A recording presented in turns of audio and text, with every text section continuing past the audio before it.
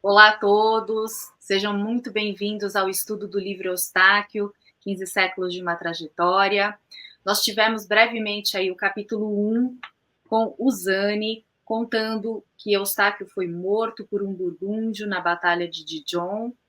Nós tivemos o capítulo 2 também com Uzane, Eustáquio na erraticidade, em que ele se dá conta do seu desencarne e que está escravo de um cavaleiro negro. E agora, o capítulo 3, com a Val Canhestro, que vai nos contar sobre o passado de Eustáquio, no capítulo chamado Desvendando o Seu Passado. Val, seja muito bem-vinda, obrigada pela sua participação e a palavra é toda sua.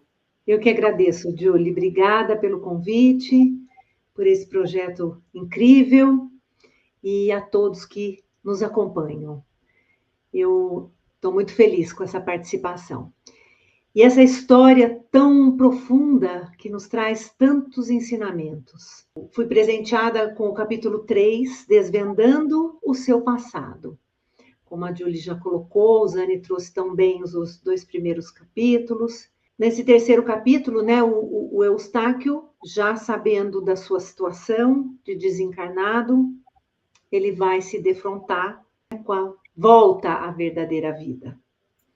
Então, Julie, pode pôr, por favor, o primeiro slide, para a gente começar a nossa reflexão.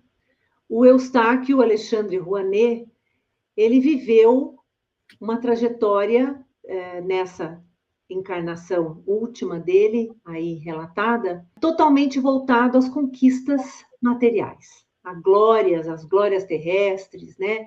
Voltado para enaltecer o seu orgulho, para enaltecer sua vaidade.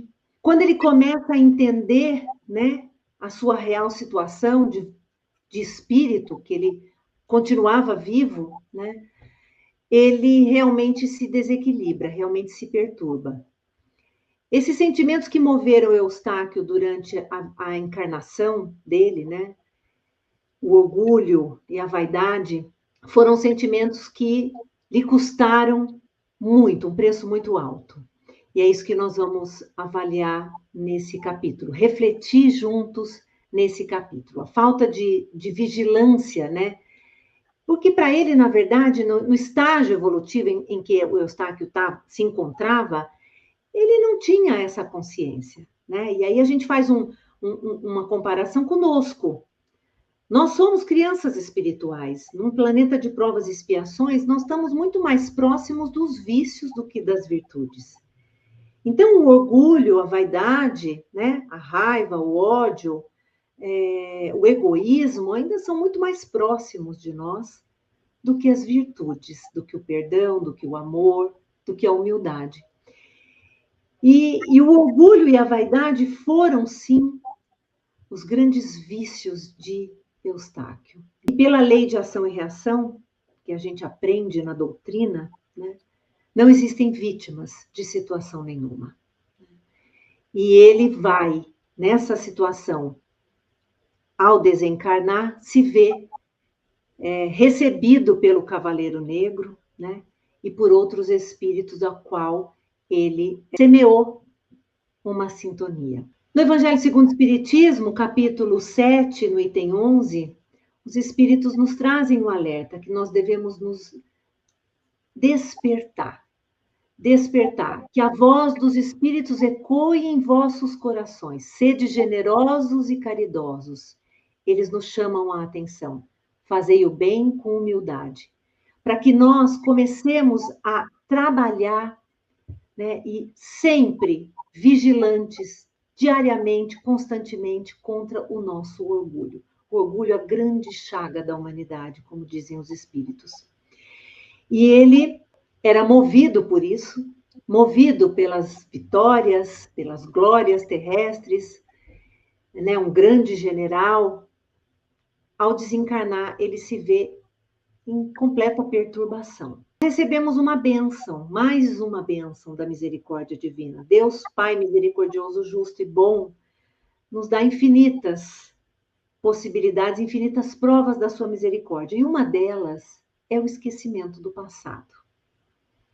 No capítulo 5 do Evangelho segundo o Espiritismo, eles dizem assim, os espíritos, né? Ao nascer, o homem traz consigo o que adquiriu. Nasce qual se fez. Sim, a cada existência nossa, nós temos a nossa bagagem como ser espiritual que somos. Mas quando recebemos a bênção de uma nova encarnação, essa memória, ela fica enquanto estamos encarnados, ao nascermos, essa memória ela fica guardada. Isso é uma misericórdia divina, uma bênção. Imagina se a gente reencarna, lembrando tudo o que vivemos, o que já fizemos. Se aqueles que muito provavelmente, aqueles onde a gente reencarna, no meio que a gente reencarna, com aqueles que a gente vai conviver, são pessoas, são espíritos que nós já tivemos vivências, muito provavelmente em outras experiências. Se a gente convive e reencarna com uma pessoa do qual foi um algoz para nós, ou nós mesmos fomos um assassino dessas pessoas com qual nós estamos convivendo, como a gente refazeria essa relação? E a bênção do esquecimento, ela vem justamente para isso, para que a gente possa reescrever uma outra história, num outro contexto, numa outra roupagem, né? Com outras características físicas, em outra situação financeira, muitas vezes em outra, né, de outra cor de pele, para nós aprendermos a desenvolver aquilo que nós deixamos para trás nas outras encarnações. Então, esquecer o passado é uma bênção. Val, eu quero fazer uma pergunta aqui nesse slide. Bom, você está dissertando para nós aí sobre os fundamentos desse esquecimento do passado. Agora, tem muita gente que procura centros espíritas para fazer consultas a espíritos, né?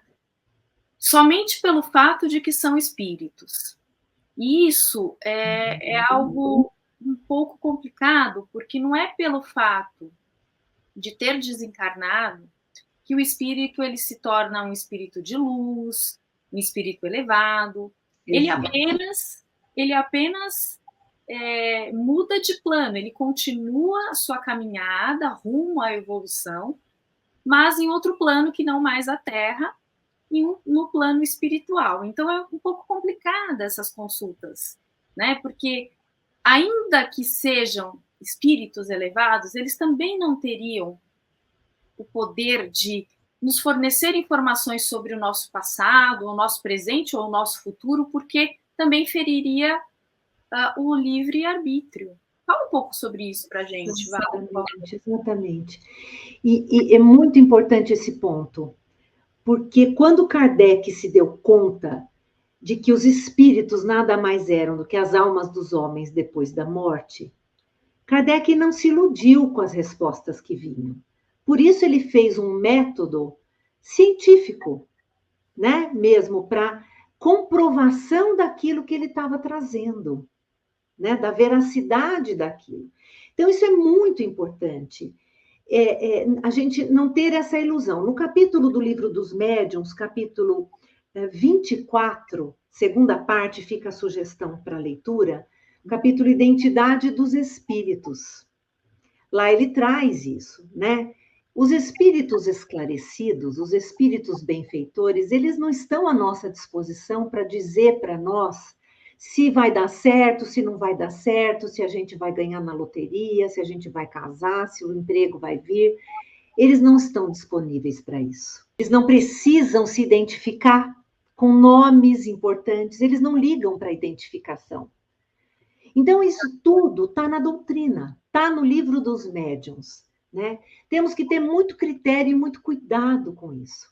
Espíritos esclarecidos, espíritos iluminados, benfeitores, eles não se preocupam em se identificar.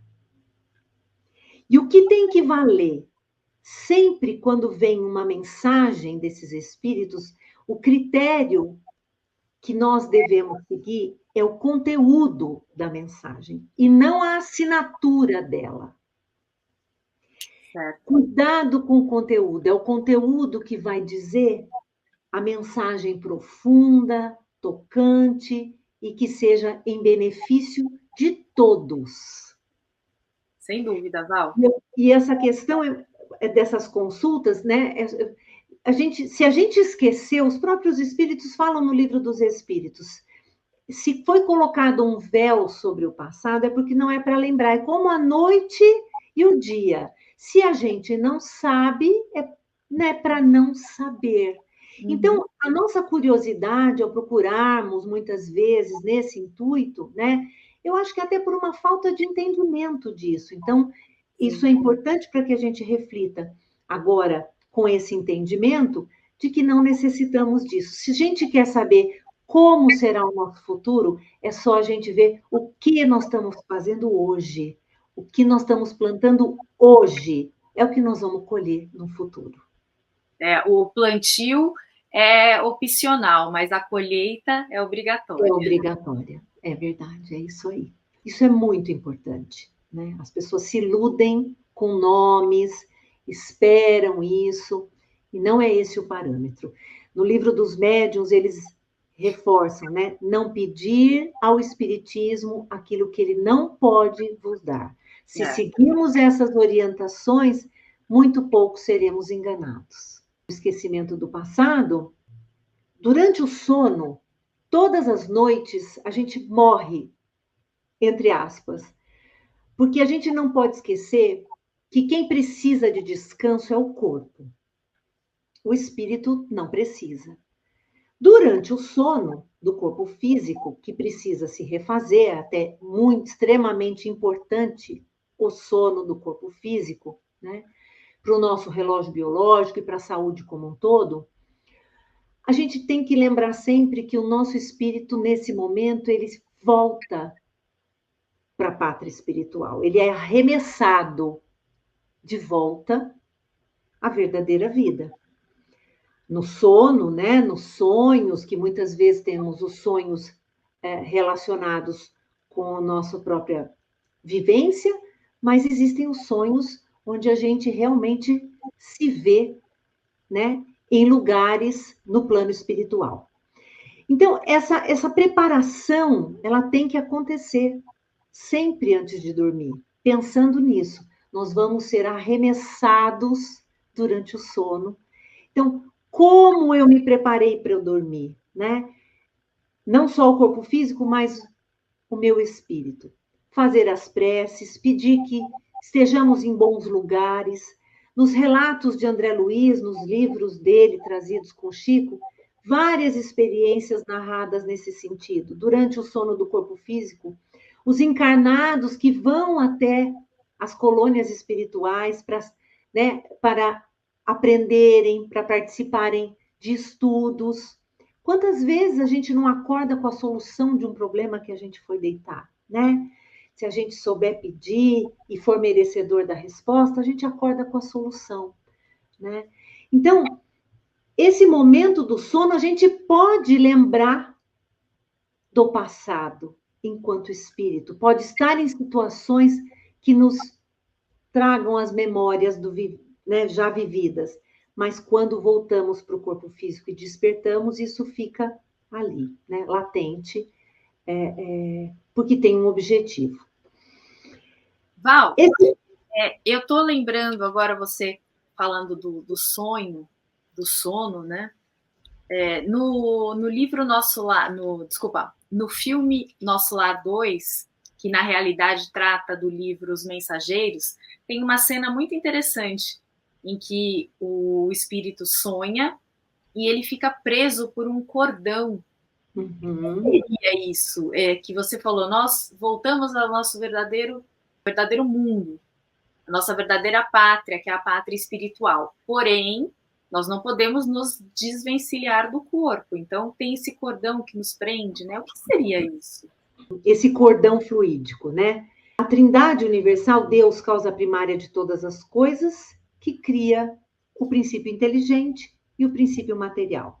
O princípio inteligente é o ser espiritual, que para ele se individualizar, né, em espírito e poder fazer toda a sua trajetória, ele precisa se unir ao princípio material. O princípio material, que a base é o fluido cósmico universal, ele dá origem a todo o resto. A única coisa que é realmente espiritual é o ser inteligente da criação. Todo o resto é material, é produto do fluido cósmico universal. O produto mais importante do fluido cósmico universal é o perispírito, que é de uma matéria diferente da nossa matéria densa, uma matéria mais quintessenciada, que a gente fala, num outro estágio da matéria, que se une ao ser inteligente, individualizando. Formou-se o espírito e aí ele pode caminhar na sua jornada evolutiva. Quando a gente vai reencarnar, é esse espírito com o seu perispírito, né? Com a sua programação, com a autorização da espiritualidade, com tudo programado, começa a gestação de um novo corpo. Nessa gestação, esse perispírito vai moldar esse corpo físico, se unindo molécula a molécula. Isso está na Gênese. Então, esse cordão fluídico, ele é uma extensão do perispírito. Quando o nosso corpo sai, nós não morremos. A gente só está dormindo. O corpo está descansando, o espírito se desprende do corpo. Nesse desprendimento, ele continua ligado ao corpo, numa extensão do perispírito, que é o laço fluídico, né? Que é esse, que na verdade os próprios espíritos no Livro dos Espíritos chamam o perispírito de um laço, né? Que une o ser inteligente, o espírito ser inteligente, ao corpo físico, né? Então, o laço fluídico é essa extensão do perispírito. Próximo slide da emancipação da alma, né?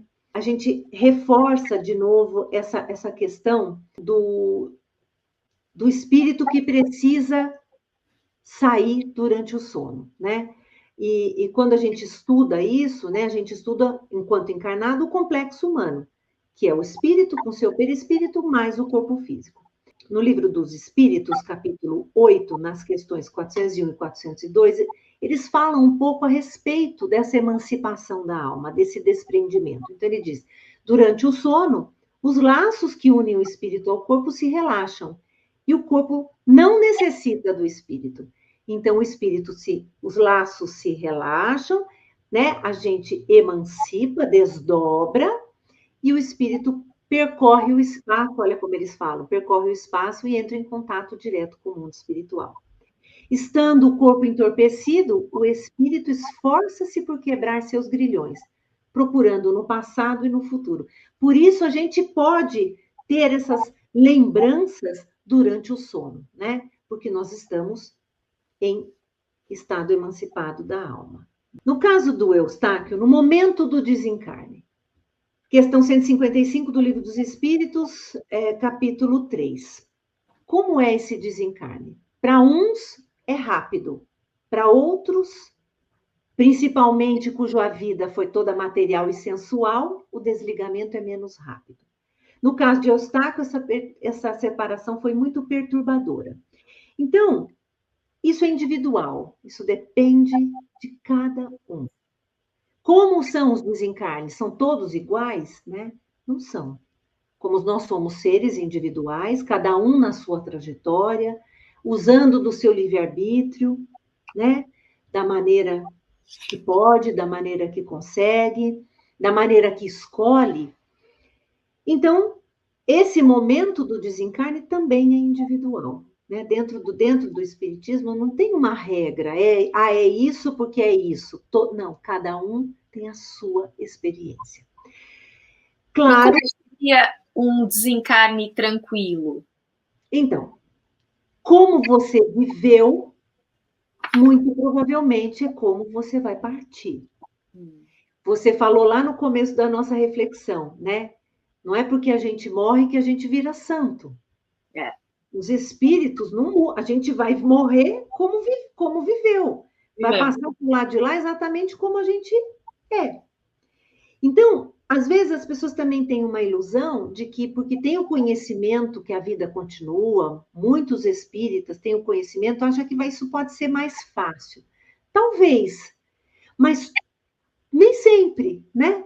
Nem sempre a gente já vai se dar conta logo que desencarnou, né? Principalmente espíritos que nem têm esse conhecimento, essa perturbação é ainda maior, eles nem se reconhecem, nem sabem o que aconteceu. É o caso do Eustáquio, né? Ele demorou bastante para entender que ele tinha desencarnado. Exatamente, demorou bastante para entender, começou a ver, né?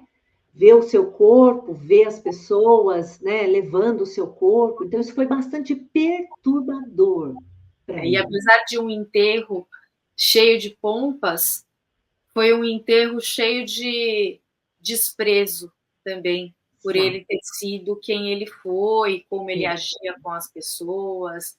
Então, essa atmosfera também acaba criando um desencarne mais perturbador ainda. Mais perturbador ainda, exatamente. E como o Zani trouxe nos outros 2 capítulos, quando ele, principalmente no primeiro capítulo, quando ele fala do ambiente fluídico de uma guerra, né? Essa era o ambiente que eles estavam acostumados, que Eustáquio estava sempre mergulhado nisso, né? Então, realmente, foi muito perturbador esse momento, quando ele se vê desencarnado. Quando os espíritos falam sobre o estado da alma após a morte, né? A alma, deixando o corpo, tem imediata consciência de si mesmo? Eustáquio não entendeu o que tinha acontecido. Quando ele se viu, ele viu o próprio corpo sendo levado, né? E aí os espíritos respondem, consciência imediata não é bem o termo, que passa por um estado de perturbação. Quando a gente dorme um sono profundo, né? A gente acorda meio voltando ainda, não é assim? Todos nós, quando a gente dorme muito, dorme profundo, te acorda sem saber direito o que aconteceu durante a noite, se você levanta, se, né, se tem alguma coisa que te assuste, que te desperte, a gente acorda nesse estágio meio perturbador ao retornar para o corpo. Então, é mais ou menos isso, segundo o que os espíritos relatam, que acontece, né? E a perturbação neste processo do desencarne depende da evolução de cada um, como a gente já falou, né? Como viveu, como é seu estágio moral vai ser o seu estágio depois da morte, né? A sua situação depois da morte. Nesse slide sobre afinidade e sintonia, antes dessa encarnação, antes dele reencarnar como o Eustáquio, ele fez pactos no plano espiritual. E ao encarnar, ele foi diretamente assessorado, influenciado por esses espíritos. E fez todo o seu trabalho como general, né, nas suas lutas, nas suas guerras, sintonizado, mesmo sem o conhecimento, e influenciado por esses espíritos. No momento da morte, quando ele né, se dá conta disso, ele se vê abordado, né, por esses espíritos que vêm de encontro a ele, né? Espíritos guerrearam com ele, né? Espíritos que ele direta ou indiretamente promoveu essas mortes, né? E ele se vê sendo recebido por esses espíritos e por esse cavaleiro negro, né? Que ele fez um pacto. Durante a sua vida encarnada, muitos podem dizer, mas como? Ele não sabia disso, né? Mas ele aceitou as sugestões que alimentavam a sua condição moral de orgulho, de vaidade. Ele ali foi alimentado por essa mesma sintonia, né? Por essas mesmas sugestões. Então, ele manteve e estabeleceu a sintonia. Foram esses espíritos que vieram recebê-lo. Né? Ou seja, nós somos aquilo que nós sintonizamos. Se nós sintonizamos com esse tipo, no caso do Eustáquio, sintonizou com esse tipo de energia deletéria, de orgulho, vaidade, poder, a qualquer custo, a qualquer preço, era isso que ele recebia em sua intuição, em sua inspiração.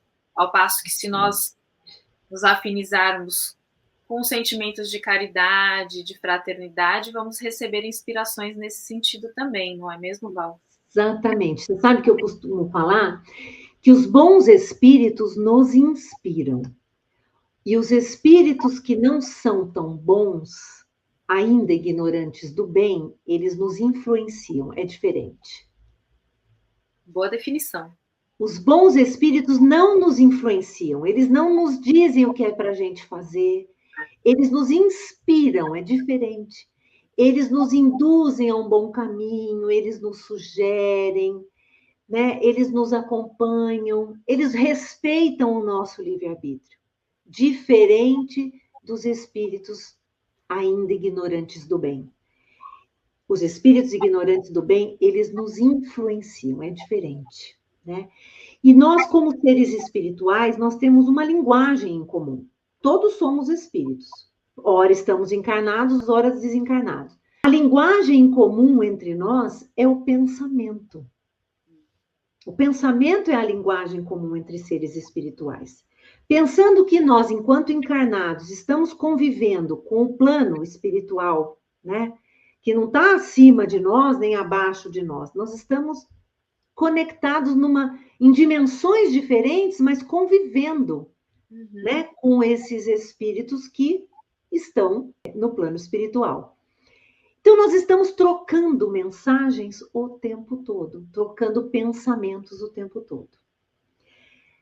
Quando a gente fala de fluidos, que o Zani trouxe muito bem explicado no capítulo 1, né, que está lá na Gênese, no capítulo 14, a respeito de fluidos, nós estamos mergulhados lá no fluido cósmico universal, que a gente também já falou, né? Como peixes no oceano, como dizem, né, na doutrina. Os nossos pensamentos são ondas eletromagnéticas, né? Segundo essa definição de André Luiz, né, que traz nos mecanismos da mediunidade, pensamentos são ondas eletromagnéticas produzidas pelas células cerebrais, que são os neurônios. Isso falando no corpo físico. Mas os nossos pensamentos são ondas. O som, ele também é uma onda. E o som se propaga no ar. Só que ele tem um limite de alcance, porque nós temos uma atmosfera que limita esse alcance da transmissão do som. No caso dos pensamentos, nós, imersos no fluido cósmico universal, como se a gente estivesse num oceano, os nossos pensamentos também são transmitidos como o som se propaga no ar, os nossos pensamentos se propagam como ondas no fluido cósmico universal. Só que, diferente do som, ele não tem limite de alcance. Então, quando a gente pensa, a gente já mandou. E esse pensamento ele não tem limite de alcance, né? E o que vai dar a sintonia, né, que a gente vai estabelecer? Por afinidade moral, de quem nós somos, né? Aquilo que pensamos, aquilo que alimentamos, aquilo que sentimos. O que dá qualidade para o fluido é o sentimento, né? O fluido é neutro. O que dá qualidade para o pensamento é o sentimento, né? Então, o Eustáquio, né?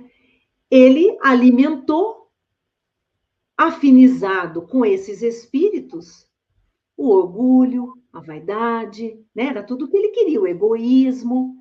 Então, nessa troca de pensamento, por afinidade, ele se sintonizou.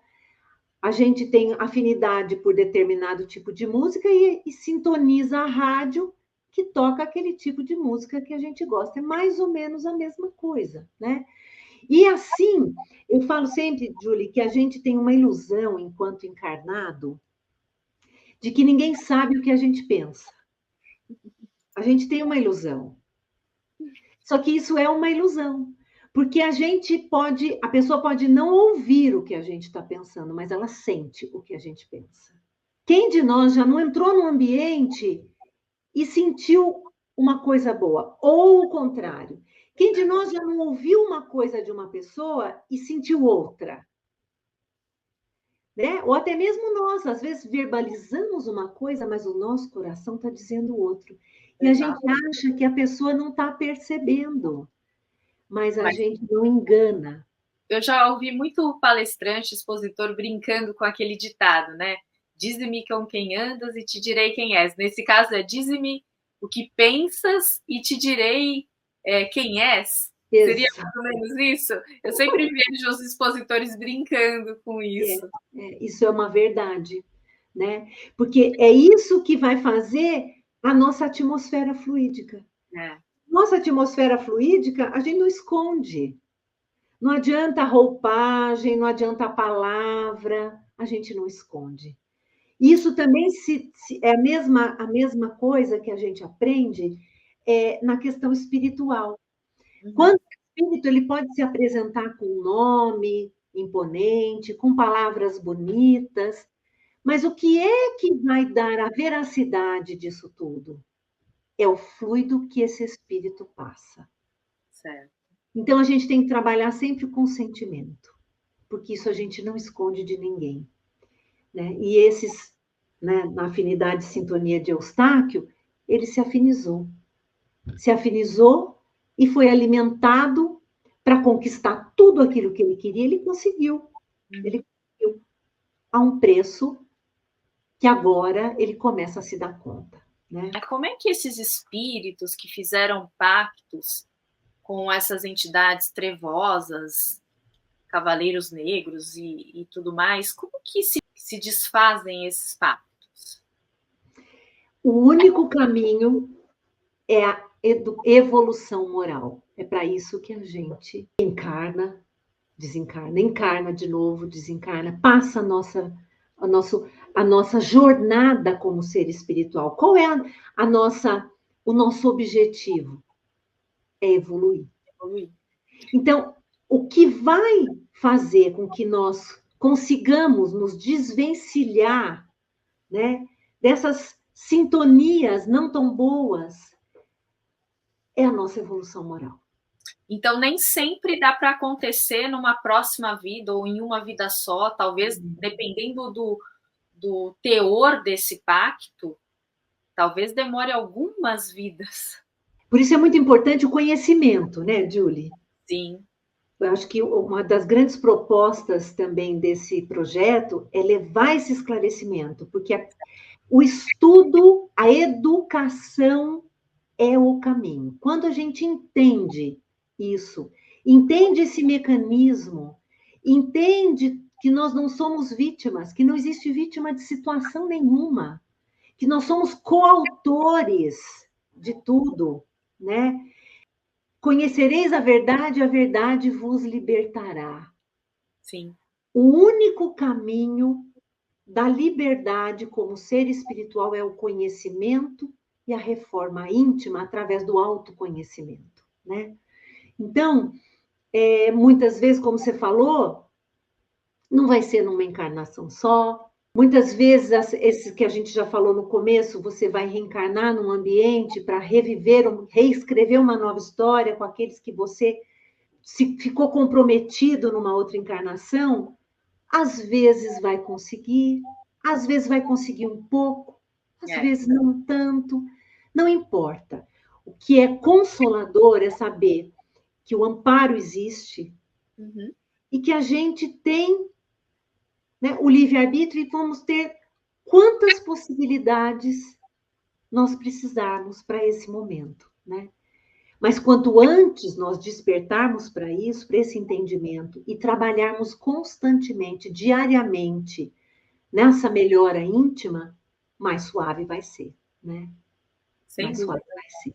O Eustáquio, esses espíritos se aproximam dele quando percebem que ele vê o seu corpo, ele já percebeu, ele vê esses espíritos se aproximando e vem recebê-lo, né? E aí, reforçando essa lembrança, né, que ele fez esses pactos antes com esses espíritos. E essa questão tão falada na doutrina, né, para reafirmar o que a gente falou sobre o pensamento, sobre influenciação e a ação dos espíritos sobre nós, né, por afinidade e sintonia moral.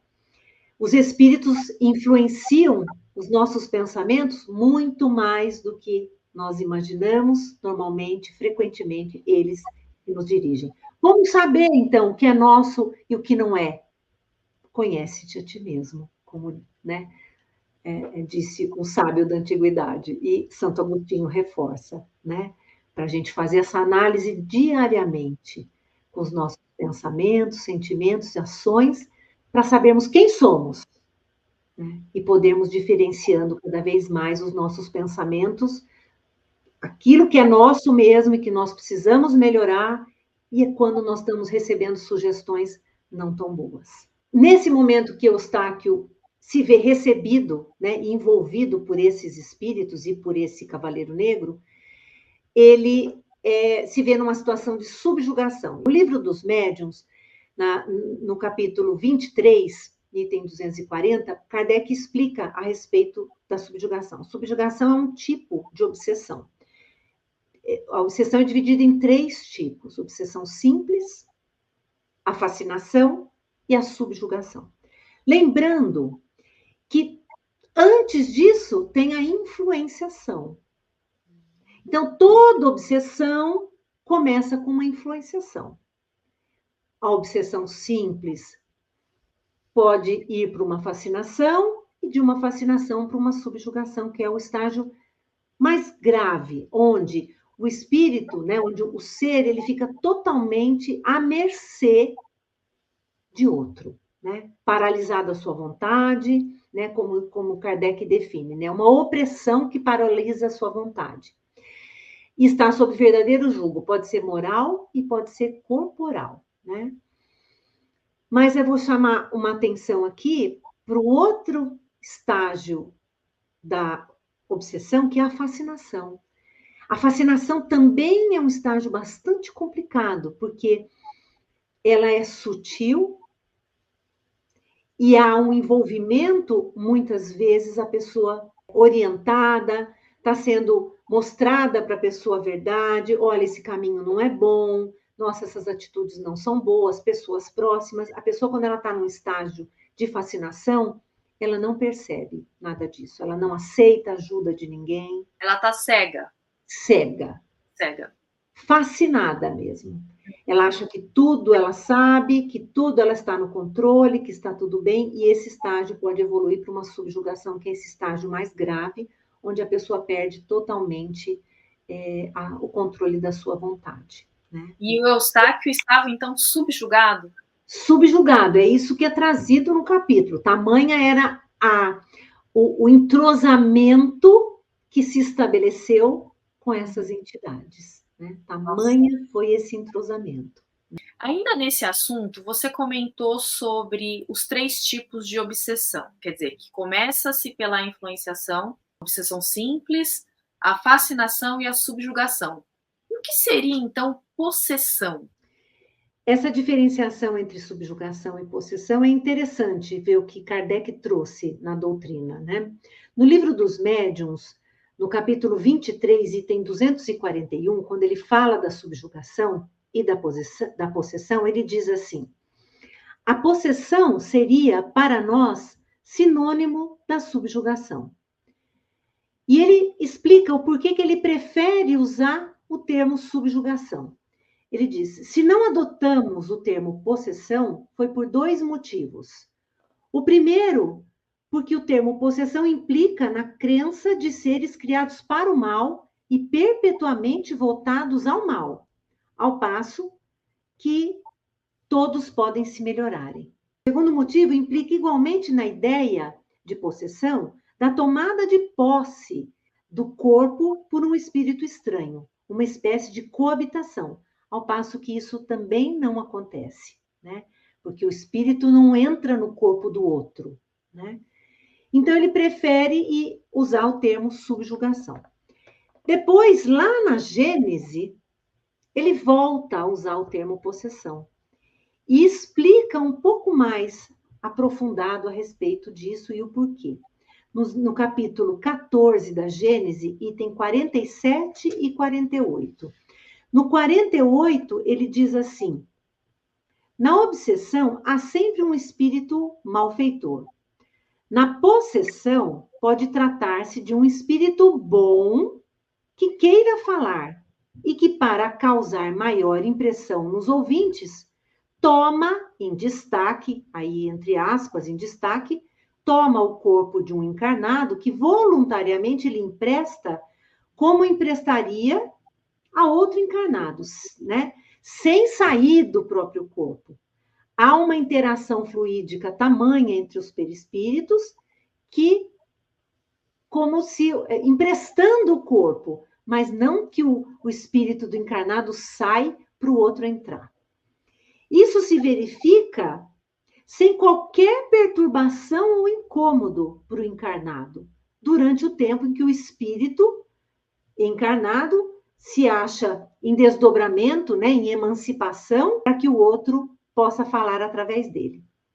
Aí ele fala que também há a possessão por um espírito mau. E aí ele discorre também sobre isso. Reforçando aí, né, que eu tinha colocado, não existem vítimas, existem coautores. Eustáquio não é a vítima deles. Eustáquio estava compactuado com eles, né? Se não consciente, inconscientemente, pela própria afinidade moral. Eustáquio, no primeiro momento, quando ele se vê abordado por esses espíritos, ele não quer, né? Ele reluta essa dominação, de alguma forma. Mas esses espíritos têm uma abordagem de levá-lo até o castelo, para ele entrar em contato com o passado dele, porque isso também iria desarmonizá-lo ainda mais. E ele já era uma presa fácil, isso ia abrir mais ainda, como a gente diz, abrir mais portas para que ele estivesse totalmente enredado, né? Então, Eustáquio, ele se vê no castelo, né? Eustáquio espírito se vê no castelo e ele, pela primeira vez, né, desde que ele se viu, né, fora do corpo físico, já desencarnado, ele se vê livre, em posição de vantagem, com alguma posição de vantagem, porque ele consegue andar pelo castelo, né, livremente. Ele vai observando as salas, ele vai observando os retratos, as conquistas que ele ajudou aquele reino, né, a conquistar para o rei Clovis, que era rei de qual ele era general. Num determinado momento, ele pensa em sair do castelo, né? Mas ele vê que ele não consegue sair do castelo, porque ele está preso a esses espíritos que estavam acompanhando ele nessa visitação ao passado dele dentro do castelo. E no relato do capítulo, mais um fio negro mantinha Eustáquio ligado aos subjugadores, que se encontravam do outro lado da sala onde ele estava. Esse fio negro, né? Não deixa de ser um laço fluídico estabelecido, né? E eu acredito que essa cor é a densidade do fluido que unia eles, né? Tamanho era a baixa frequência. Ele se desloca pelo castelo, porque não consegue sair, porque ele está preso ali, e ele vê a Patrícia. Patrícia era sua esposa, né? Ele vê a Patrícia e se aproxima dela, né? E a abraça fluidicamente. Quando ele a abraça fluidicamente, a Patrícia, ela não está vendo Eustáquio, ela nem sabe dessa possibilidade, mas ela sente Eustáquio, né? E ela sente calafrios. Nesse mesmo momento em que ela sente as energias do Eustáquio, as vibrações, ela sente remorso. Ela sente culpa, porque a Patrícia traiu Eustáquio com o rei Clovis, né? E no mesmo momento, em outra sala do palácio, o rei Clovis também é tomado pela mesma culpa. Culpa por ter traído o amigo general que o ajudou a conquistar tantas vitórias e também por ter traído a sua esposa, Clotilde. Então, aí a gente vai vendo o que é o mesmo padrão vibratório. Todos no mesmo padrão vibratório começam a se ligar os mesmos pensamentos. E Eustáquio, vibrando nessa mesma faixa, ele consegue ouvir esses pensamentos da Patrícia e do próprio rei, e percebe nessa linguagem comum, que é o pensamento, ele ouve esses pensamentos e ele percebe que ele foi traído, né, pela sua esposa e pelo rei. Val, importante então só frisar que não é porque é um espírito que ele consegue ouvir tudo. Ele precisa estar na mesma sintonia para conseguir ouvir por pensamento, né? É uma escuta mental, né? O que aquela criatura encarnada está pensando, está sentindo, emanando. É importante ficar claro isso, né? Exatamente. E o que acontece, Julie, nesses estágios evolutivos mais inferiores, a gente vê muitos exemplos assim nos livros de André Luiz. Os espíritos que estão nessa condição, eles não conseguem ver André Luiz, nem Hilário, nem Aulos nos domínios da mediunidade, tem vários exemplos. Uhum. Né? Quando André Luiz e Hilário pergunta sempre para Aulos, eles não nos veem, eles não conseguem, porque o estágio vibratório é o outro, muito baixo. Mas no caso do Eustáquio, né? Ele está ouvindo porque eles estão todos na mesma faixa vibratória, né? Todos no mesmo grau ali. E quando entra uma culpa na história, né? Mesmo que inconscientemente, a culpa também estava no Eustáquio, né? Claro. Ainda não estava consciente, mas estava ali, né? E Patrícia e o Clóvis, né, o rei, todos vibrando na mesma sintonia, o Eustáquio conseguiu ouvi-los. Então, quando ele se depara com isso, ele se desequilibra ainda mais, né? Abrindo mais a sua fragilidade, e ele vai ficando cada vez mais sob o jugo desses espíritos que o dominavam, né? Que tinham esse intuito mesmo.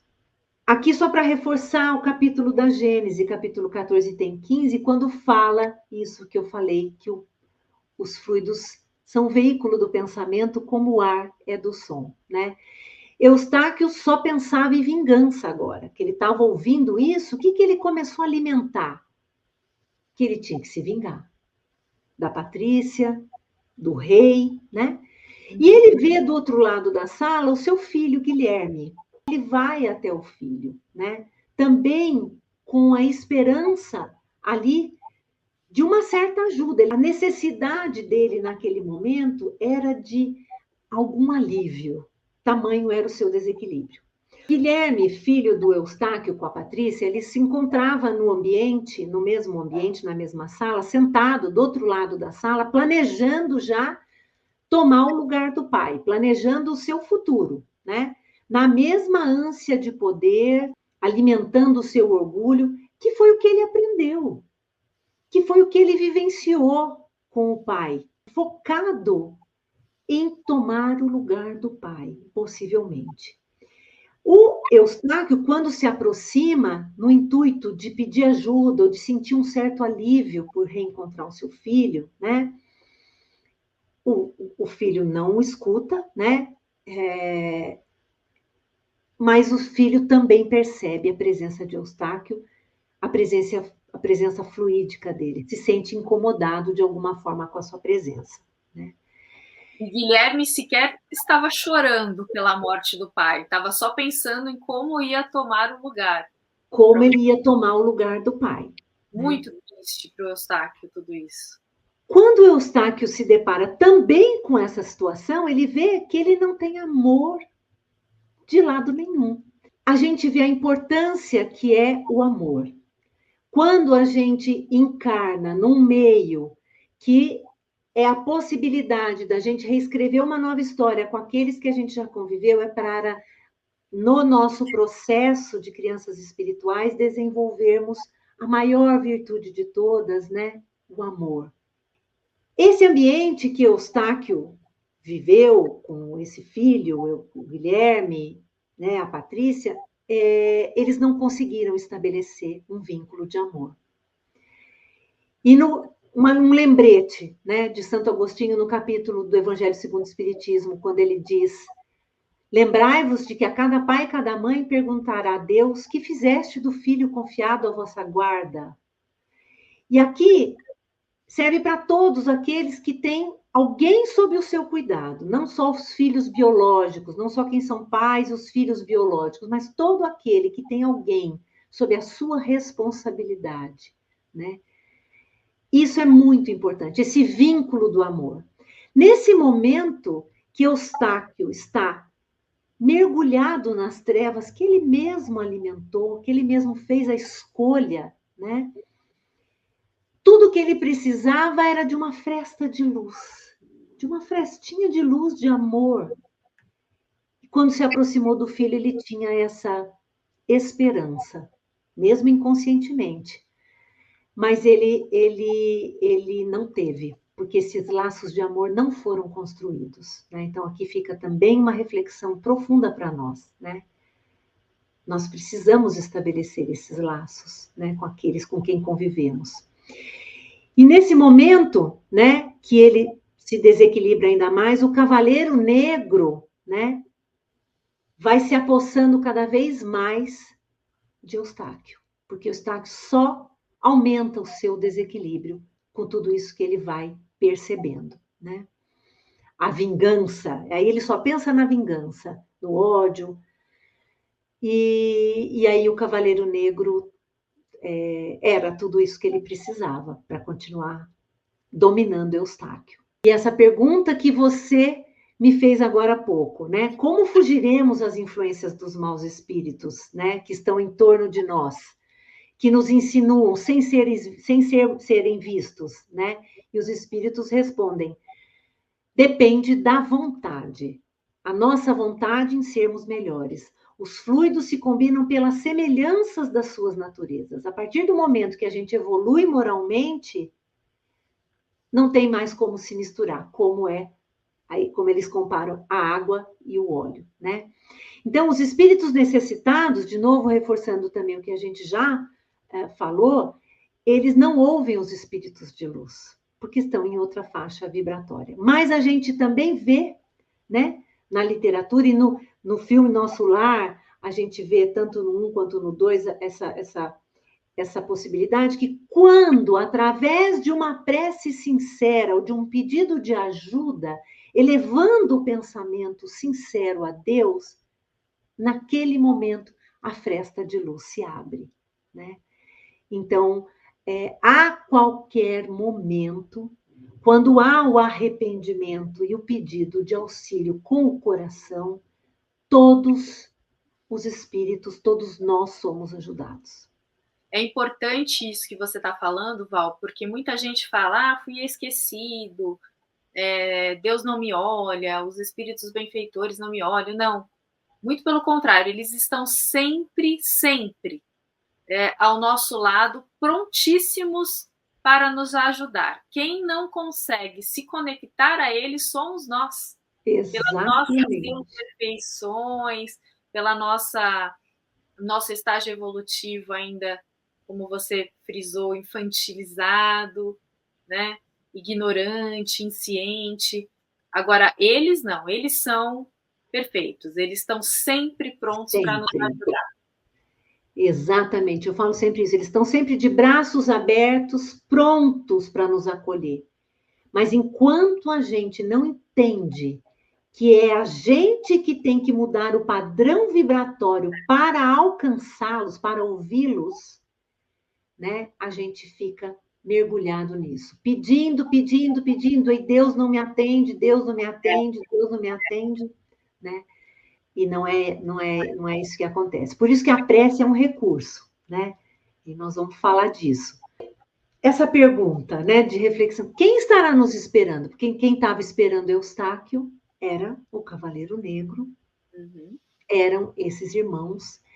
E esse Cavaleiro Negro, né, propõe ao Eustáquio que Eustáquio se associe a ele, né? que permaneça associado a ele para se vingar. Porque ele percebe, Eustáquio, que é vingança, olha, eu posso te ajudar, né? E continua ali influenciando Eustáquio. A Patrícia, apesar de materialista, ela sente a presença de Eustáquio, ela fica bastante abalada, bastante desequilibrada, porque a presença é real, né? E nesse momento de culpa, que ela está ali imersa nesses pensamentos de culpa, ela relembra o seu casamento com Eustáquio. Ela tinha 14 anos e Eustáquio 35. E ela lembra que eles foram felizes por mais ou menos um ano somente. Depois ela já começou a ver, né, as atitudes de Eustáquio, uma vida desregrada, né, e desiludida. É então que ela começa um romance com o rei Clovis. E ela engravida do rei. Então, Eustáquio se depara com mais uma notícia que vai continuar desequilibrando ele. Que Guilherme não era seu filho, Guilherme era filho do rei. O rei também não sabia, mas Eustáquio fica sabendo que nem o filho era dele, né? Ele não tinha conquistado, portanto, conquistou tantas vitórias, conquistou tantas batalhas, mas o seu casamento tinha sido um fracasso e nem o filho ele tinha, né? Eustáquio, então, nesse momento de total desequilíbrio, com mais essa notícia, ele se entrega totalmente a essas companhias espirituais que, então, dominando Eustáquio, o retiram do ambiente, levando ele com todas as imagens que ele estava vivenciando desse passado, né, de dor e de sofrimento. O desenlace, né? O sepultamento do Eustáquio acontece com todas as honras de um general, né, com toda a corte presente, e a Patrícia e o Guilherme ali fazendo o papel de viúva, de filhos enlutados, né? A igreja ricamente adornada. Eustáquio, o espírito, é trazido por duas entidades, acompanhado de duas entidades, e o livro relata, né, que ele estava envolvido num manto cinzento. E aí a gente continua falando a questão da qualidade dos fluidos, né? Os fluidos são neutros, mas a qualidade moral impregna ali, né, a qualidade para aqueles fluidos. Então, esse manto cinzento refletia essa qualidade desses fluidos, né?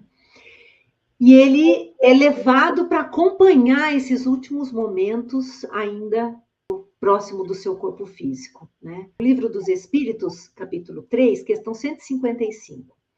Kardec pergunta aos espíritos como se opera a separação da alma e do corpo, né? E os espíritos respondem: rompidos os laços que a retinham, ela se desenlaça.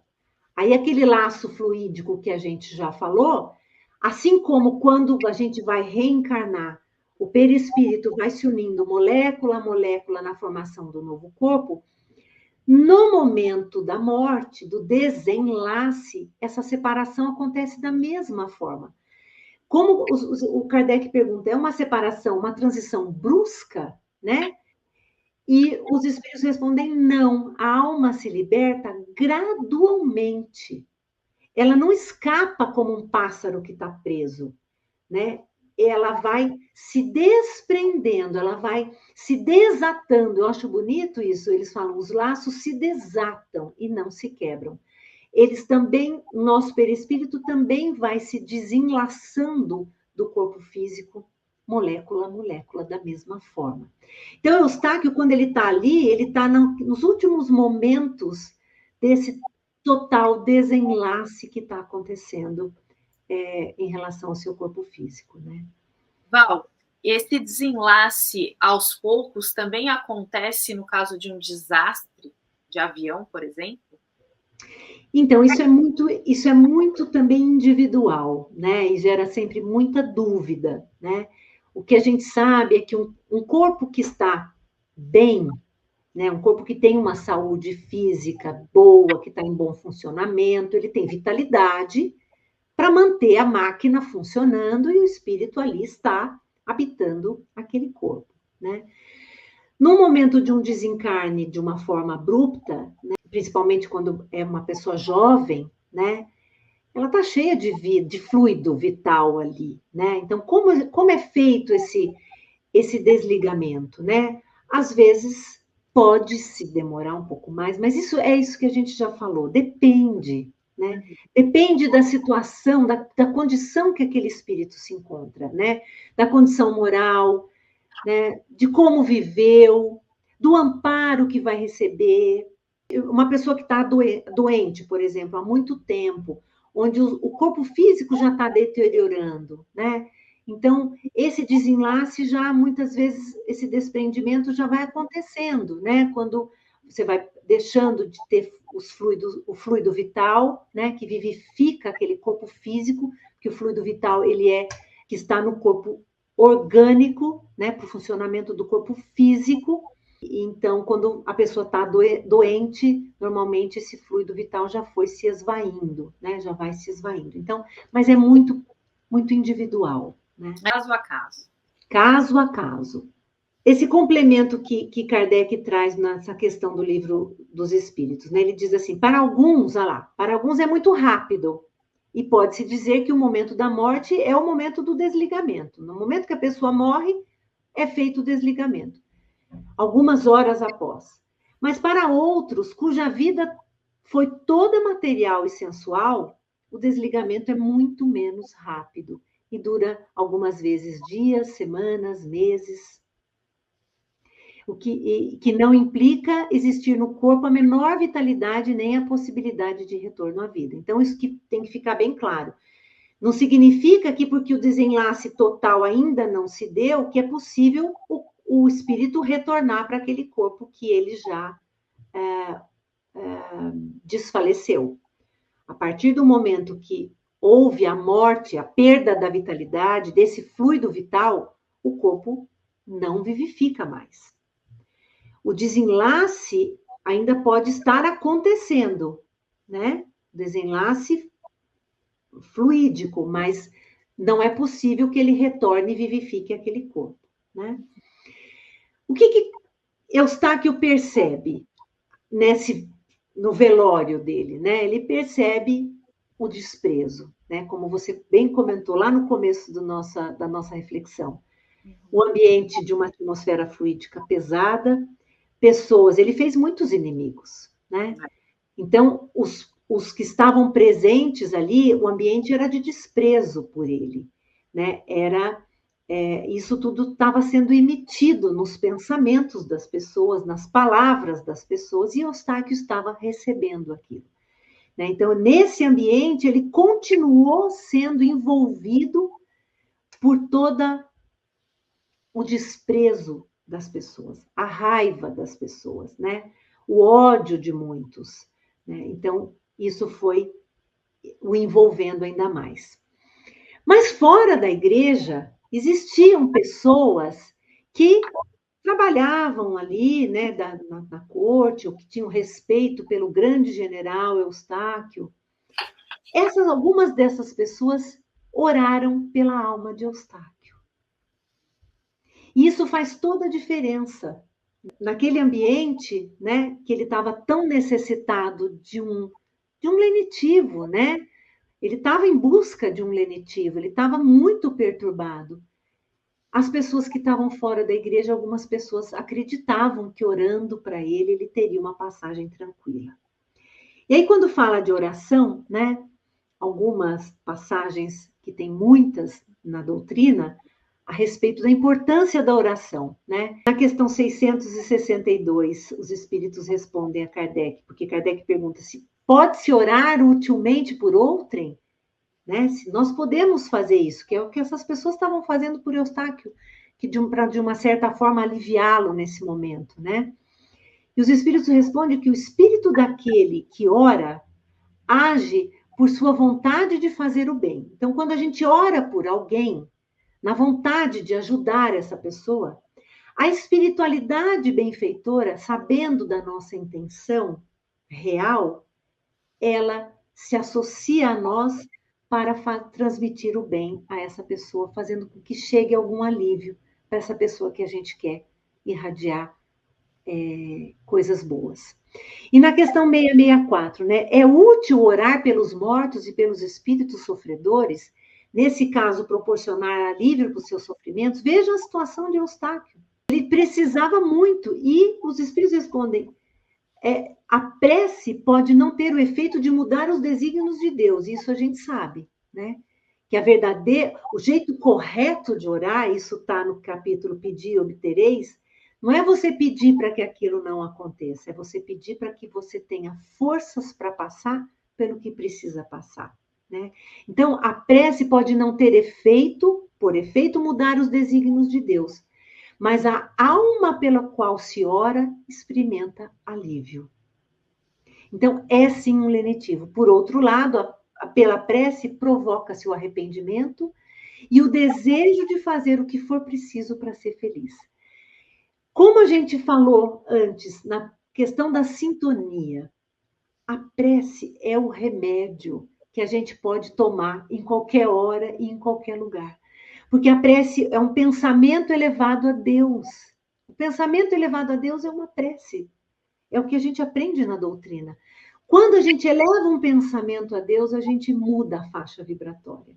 Mudando o padrão das ondas cerebrais, quando a gente muda o padrão de ondas cerebrais, a gente se sintoniza com as ondas dos espíritos esclarecidos, que é aquilo que a gente comentou agora há pouco, né? Que às vezes a gente ora, ora, ora e Deus não me escuta, Deus não me atende, né? Então, como a gente está orando? Isso está no Evangelho também, no capítulo Pedi e Obtereis. Né? Muitos oram, mas poucos sabem orar. Em algumas religiões, por exemplo, na religião católica, quando alguém falece, costuma-se pedir para rezar uma missa em nome do falecido. Isso também é um alento para o falecido. Exatamente. Sim, sim, sim, sim.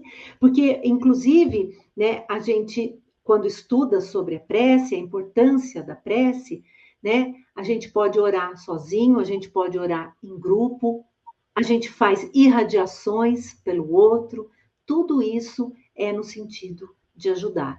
E como bem os espíritos explicam, quando eles sabem da nossa assim, real vontade de ajudar, sincera, eles se aliam a nós e transmitem esse alívio para quem está necessitando. Não para mudar a condição que está acontecendo muitas vezes, mas para ajudar a ser um lenitivo, né? A ser um alívio. E aí, o que levou da vida? O sepultamento acontece, né? O cortejo segue até o mausoléu da família Rouanet. O corpo de Eustáquio é enterrado e também as esperanças de uma nação de um general que viveu para a conquista material. E aí o capítulo termina e a gente fica com essa reflexão agora, para nós, para os próximos. O que levou da vida Eustáquio nesta encarnação? E aí fica essa reflexão para nós. O que vamos levar da vida? Quem vai nos receber? A história de Eustáquio nos traz uma reflexão profunda. Quem estava esperando por ele, né? Pela sua condição moral, como ele se aliou, o que ele fez, o que ele escolheu. Ele escolheu. Quando ele chegou do outro lado, ele desencarnou como um mendigo espiritual. Que forte isso, Val. Muito Quem forte. estará nos esperando e o que nós vamos levar dessa vida? É uma reflexão e tanto para todos aqui fazerem um exame de consciência, incluindo nós. Não estamos livres disso. Não. Para pensar o que legado nós vamos deixar dessa vida. Para que é muito triste a história, esse pedaço da história da vida de Eustáquio. Realmente desencarnar como um mendigo espiritual que não deixou absolutamente nada a não ser sentimentos menos nobres, vingança, tristeza, mal tinha relacionamento com a sua esposa e seu filho, só pensava em guerras, em vencer, em poder. Nós temos que ficar atentos a tudo isso que estamos construindo e que vamos levar, quem vai nos receber, todas essas questões que você muito bem colocou aí ao longo do capítulo. É isso mesmo. Como a gente está escolhendo viver os nossos dias, que pensamentos a gente escolhe ter, né? Que pensamentos a gente nutre, que sentimentos a gente alimenta, né? Sim, tudo isso é muito importante. Muito importante. Então, acho que a gente tem que agradecer muito a Eustáquio por nos proporcionar essa oportunidade de reflexão enquanto a gente tem tempo.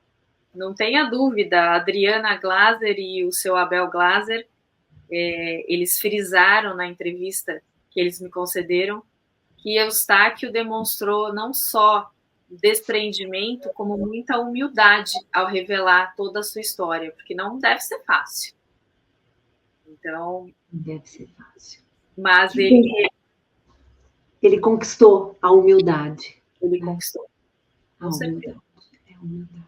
Val, nós estamos caminhando aqui para o final do capítulo 3. Muitos conceitos da doutrina foram explanados e muitas reflexões deixadas. Quais são as suas considerações finais? Eu queria agradecer muito a oportunidade. Espero sinceramente que, como foi para mim, seja para todos aqueles que assistirem, que se beneficiem dessa oportunidade de aprendizado e de reflexão. Porque nós estamos aqui para aprender, reforçar a questão da prece.